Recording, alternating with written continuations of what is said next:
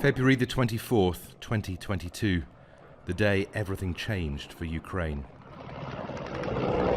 Through the chaos, one thing was clear. Months of military build-up had been no bluff. This was a Russian invasion. From Belarus, southern Russia and Crimea, troops, tanks and aircraft poured across borders. Fleeing the Russian blitzkrieg, civilians crowded train stations and highways. Hundreds of thousands of women and children headed abroad. Men had to stay. My heart's being torn apart. I'm sorry. It's tough. When families are separated, it's very hard. Ukraine was fighting for its survival as a sovereign nation. Volunteers joined the army and territorial defense groups.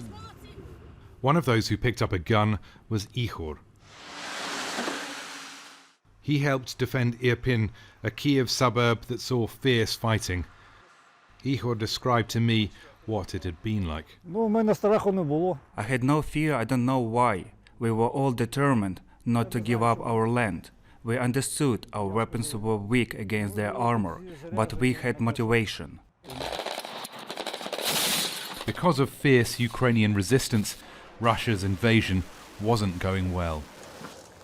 At the end of March, after huge losses of men and machinery, Russia abandoned its attempt to seize Kyiv. What they left behind shocked the world. Bucha, the most infamous, but civilian bodies were found in nearly every settlement the Russians had occupied, often showing signs of torture and execution.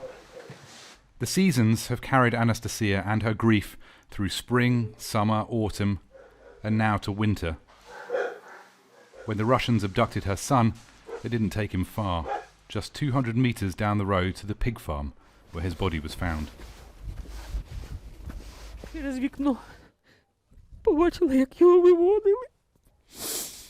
the window, I saw him being taken out. There was a car outside. They've taken from one of the villagers. They put him in and left. I didn't know where. They were taken at 5:30 and shot immediately that evening. Igor lay as if he was sleeping. In the east, the battle for Donbass became an attritional grind. But to the south, Russia had more to show for its efforts.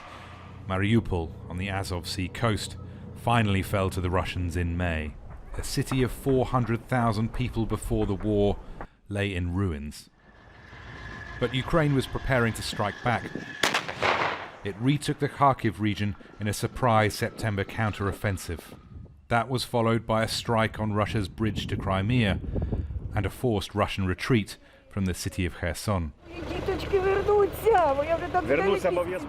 This was Moscow's response. Running short of military options, Russia launched drones and cruise missiles at Ukraine's energy grid, an attempt to freeze the country into submission as winter approached. Widespread blackouts in sub-zero temperatures are a challenge for everyone, particularly those without much money. LUDMYLA lives in a smoke-blackened, bomb-damaged apartment block in IRPIN. Yet she still counts herself lucky. To be honest, my heart bleeds seeing these ruins, but we are alive. We covered the windows with film. We had hope because we have something left. Others lost everything. As 2022 ends, Ukrainians leave behind them a year of indescribable suffering. But they take with them a unity and a will to win that's earned this country admiration from around the world.